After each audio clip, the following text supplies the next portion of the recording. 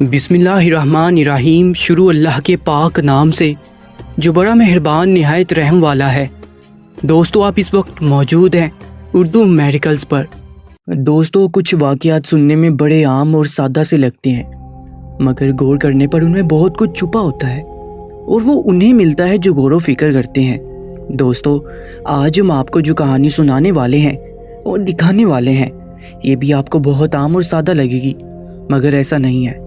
ایک عورت نے اپنے شوہر کے مرنے کے بعد اس کے چھوٹے بھائی سے شادی کر لی۔ شادی کی رات اس نے اپنے شوہر کو ایک ایسا راز بتایا جسے سن کر اس نے بہت ہی عجیب کام کیا۔ یقیناً آپ سوچیں گے کہ ایسا کیا راز تھا۔ بہت سے سوال ہوں گے آپ کے دماغ میں کہ کیا اس نے اپنے پہلے شوہر کو خود مار دیا تھا، اور کیا اس کے پہلے شوہر کا چھوٹا بھائی بھی یہی چاہتا تھا؟ ان سب سوالوں کے جواب آپ کو اس ویڈیو کے آخر تک ملیں گے۔ کہانی کو غور سے سنیے گا، کیونکہ جس بہن نے ہمیں اپنی یہ کہانی بھیجی ہے اس نے سب سے ایک سوال بھی پوچھا ہے جس کا جواب آپ پوری کہانی سن کر ہی دے پائیں گے۔ میرا نام فرزانہ ہے، میں لاہور کی رہنے والی ہوں۔ میری عمر اب 50 سال کے قریب ہے۔ میری یہ کہانی ان لوگوں کے لیے جو مایوسی کی طرف بڑھ رہے ہیں، اور ایک سوال جس کا جواب میں لوگوں سے چاہتی ہوں، کیونکہ کچھ سوال زندگی بھر الجھے رہتے ہیں، سلجھتے نہیں۔ میری کہانی اس وقت شروع ہوئی جب میری والدہ کا انتقال ہوا۔ اس وقت میری عمر صرف 10 سال تھی۔ یہ وہ عمر ہوتی ہے جس میں ایک بچی صرف گھڑیوں سے کھیلنا پسند کرتی ہے اور اپنی ماں کے لاڈ پیار میں پروان چڑھتی ہے، مگر مجھ سے یہ سب چھن گیا۔ میرے والد نے کچھ ہی عرصے بعد دوسری شادی کر لی، اور اسی کے ساتھ ہی میری کہانی میں مصیبتوں کا آغاز ہو گیا۔ مختصر یہ کہ میری دوسری ماں نے میرے ساتھ مکمل سوتیلوں والا سلوک رکھا۔ اسی عذاب میں دن گزرتے گئے اور میں 20 سال کی ہوگی۔ اس عمر میں میں نے بھی دوسری لڑکیوں کی طرح شادی کے خواب دیکھنا شروع کر دیے، اور سوچا کہ شاید میری زندگی میں اس بدلاؤ سے ہی کوئی سکون آئے۔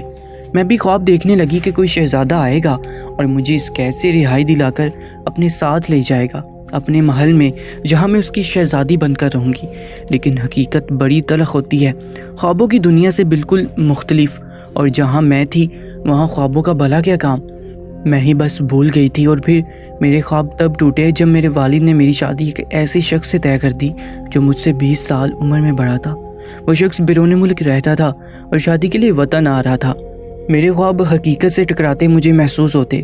میں نے انکار کی بہت کوشش کی، مگر میرے والد صاحب نے میری ایک نہ سنی اور اپنی بیوی کی بات پر عمل کرتے ہوئے میرے خواب چکنا چور کر دیے، اور میرے پاس سوائے کمپرومائز کے اور کوئی حل نہیں بچا تھا۔ پھر میری شادی اس شخص سے ہو گئی۔ یہ آج سے 40 سال پہلے کی بات ہے۔ میں مایوسی، اداسی اور تکلیف میں مبتلا رہنے لگی، مگر نہ جانی کیوں میرے دل کے کسی کونے میں یقین اب بھی تھا کہ کوئی آئے گا، میرے خوابوں کا شہزادہ۔ بہرحال میں یہ ضرور کہوں گی کہ میرا شوہر بہت اچھا، مخلص اور مہربان تھا۔ وہ مجھ سے بہت پیار کرتا تھا اور مجھے خوش رکھنے کی ہر ممکن کوشش کرتا تھا۔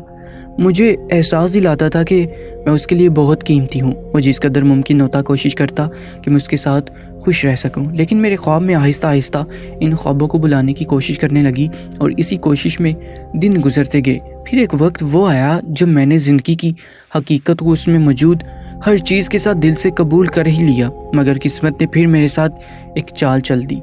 ایک دن میرے شوہر کام سے واپس آئے تو وہ کافی تھکے تھکے اور بیمار لگ رہے تھے۔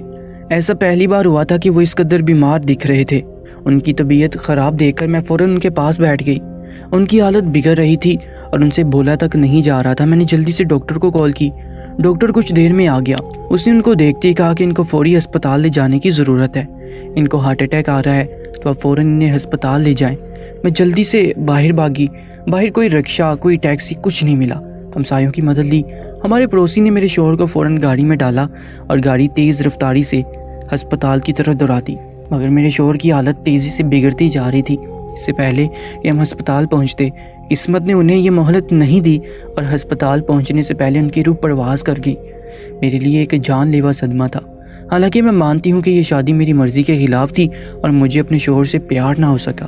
میرے خوابوں کا شہزادہ میرے دل میں اسی طرح یقین کی صورت قائم رہا، مگر پھر بھی مجھے بہت دکھ ہوا تھا، کیونکہ اب آ کر تو میں نے اس حقیقت کو اپنایا تھا، اور اسی وقت یہ سب بھی اللہ نے مجھ سے چھین لیا کہ جیسے ناشکری کی سزا دی جاتی ہے، مگر سزا تو میں پہلے دن سے ہی بھگت رہی تھی۔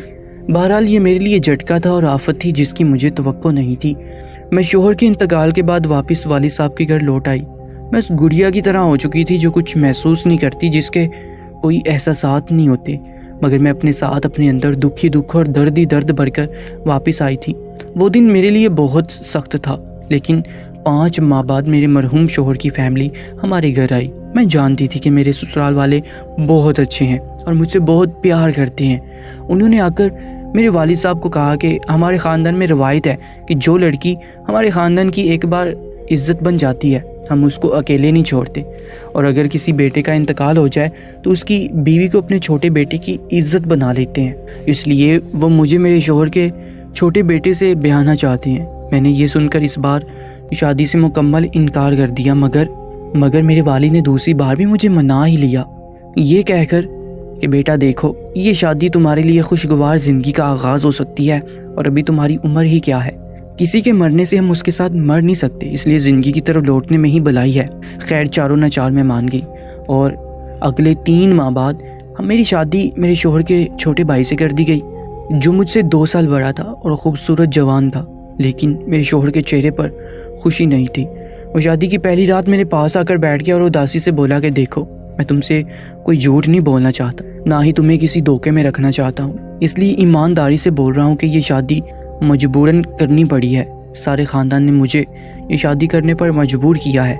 ऐसा नहीं कि तुम मुझे, मगर मेरे अंदर मेरे भाई की मौत का गम है और मैं तुम्हें कैसे अपनी बीवी समझूं, जबकि मैंने शुरू से तुम्हें अपने भाई की बीवी के रूप में देखा है। मेरा ख्याल है कि तुम समझ रही होगी कि मैं क्या कहना चाहता हूँ। उसकी ये बात सुनने के बाद मैंने फ़ैसला लिया कि मैं उसे आज वो राज बताऊँगी जो आज तक मैंने छुपा कर रखा और किसी को भी ये सच्चाई नहीं बताई। इसलिए मैंने कहा कि मैं समझ सकती हूँ आप जो कह रहे हैं, और मैं भी आपको एक ऐसा राज बताना चाहती हूँ जो आज तक मैंने किसी को नहीं बताया। कि मैंने उनको बताया कि आप ये सुनकर हैरान होगे कि मैं अभी तक कुंवारी हूँ। ये सुनकर वो मेरी तरफ हैरान होकर देखने लगा और हैरान शशदर बोला, क्या, वो कैसे, ये क्या कह रही हो? तो मैंने उनसे कहा कि मेरी मरहूम शोहर का शादी से पहले एक सफ़र में इंतकाल हुआ था। उससे उनकी जान तो बच गई, मगर उनकी शादी के बाद इस हकीकत का इल्म हुआ कि एक्सीडेंट ने उनकी मर्दाना सलाहियत छीन ली है, और तब उन्होंने बहुत से डॉक्टर से रुजू करने के बाद जाना कि ये बीमारी काबिल इलाज नहीं। उन्होंने मुझे ये पेशकश की कि मैं चाहूँ उनसे अलहदगी या तलाक ले सकती हूँ, मगर मैंने उनको कहा कि मुझे इससे कोई फ़र्क नहीं पड़ता और ये राज हमेशा मेरे अंदर ही रहा, और मैंने अपने शोहर के बारे में ऐसा किसी को आज तक नहीं बताया और हमेशा उनकी इज्जत रखी। लेकिन अब जबकि वो नहीं रहे और आपसे मेरी शादी हुई है, तो ये बात जानना आपका हक है। ये हकीकत सुनकर वो हैरान रह गया और मेरी तरफ देखते हुए बोला कि तुमने तो वफ़ा की ऐसी मिसाल कायम कर दी और ऐसी कुर्बानी आज तक किसी बीवी ने अपने शोहर के लिए नहीं दी होगी, और ऐसा सब्र इख्तियार किया, बिना इंतशार और नफ़रत के सब्र किया, और शायद कहकर उन्होंने अपनी बात जारी रखी, और अब तुम्हें इतने सालों के सब्र का फल ज़रूर मिलना चाहिए। यकीनन तुम मेरे दिल की मलिका बनने की मुस्तहिक हो। मैं तुम्हें अपने सर का ताज बनाकर रखूँगा, क्योंकि अब मैं तुमसे शादी करके और तुम्हारी बात सुनकर ख़ुद को दुनिया का खुश नसीब शख्स महसूस कर रहा हूँ, जिसे ऐसी वफ़ादार औरत मिली और तुम खुशियों की मुस्तहिक हो। मेरी बातों के बाद उसकी कैफियत ऐसी थी जैसे वो खुशी और मसरत से नाच रहा हो, और इस खुशी और मसरत से मेरी ज़िंदगी का दोबारा आगाज़ हुआ। वो यकीन जो मेरे दिल के किसी कोने में बाकी था कि कोई खूबसूरत शहज़ादा आएगा, वो उम्मीद जो हमेशा मुझसे कहती थी कि सब्र करो, कोई आएगा, वो आ चुका था। मेरे रब ने मुझे मेरे सब्र, तहम्मुल और बर्दाश्त का ये अजीम इनाम दिया था कि मेरी बकाया ज़िंदगी खुशियों से भर दी थी और मुझे मेरे ख्वाबों की ताबीर देती थी। दोस्तों, ये कहानी आपको सुनाने का मकसद मेरा सिर्फ इतना है कि मैं जानती हूँ कि हम सब ख्वाब देखते हैं, हम सब ख्वाहिशें पालते हैं, और जब वो पूरी नहीं होती और ख्वाब टूटते हैं तो अल्लाह ताला से शिकवे शिकायत करते हैं, मायूसी में गिरते चले जाते हैं और उसकी रज़ा पर राज़ी होने की बजाय उससे ज़िद लगा बैठे हैं। जबकि वो खुद फरमाता है कि अगर तूने नाफरमानी की मेरी चाहत की तो मैं थका दूंगा तुझे उसमें जो तेरी चाहत है, और अगर मेरी चाहत में खुश हो जाएगा तो मैं तुझे तेरी चाहत भी बख्श दूंगा। दोस्तों, आपसे फ़कत एक सवाल है मेरा, अगर आपको अल्लाह से कोई गिला है और ज़िंदगी से कोई शिकायत है और मायूस हो चुके हैं या मायूसी की तरफ जा रहे हैं, तो सिर्फ इतना सोचकर सच बताइएगा कि कभी आप अल्लाह की रज़ा में राज़ी हुए हैं। पूरे दिल के साथ आपने अल्लाह पर यकीन रखकर दुखों और तकलीफ़ों को सब्र के साथ सहा है? जवाब मुझे नहीं, ख़ुद को दे लीजिएगा। कमेंट सेक्शन में इस कहानी के बारे में, इस वाक़ये के बारे में अपनी कीमती राय से ज़रूर आगाह कीजिएगा। اور ایسے ہی سچے واقعات کے لیے ہمارے یوٹیوب چینل اردو میریکلز کو سبسکرائب کر لیجیے گا. اپنا بہت زیادہ خیال رکھیں. اللہ نگہبان.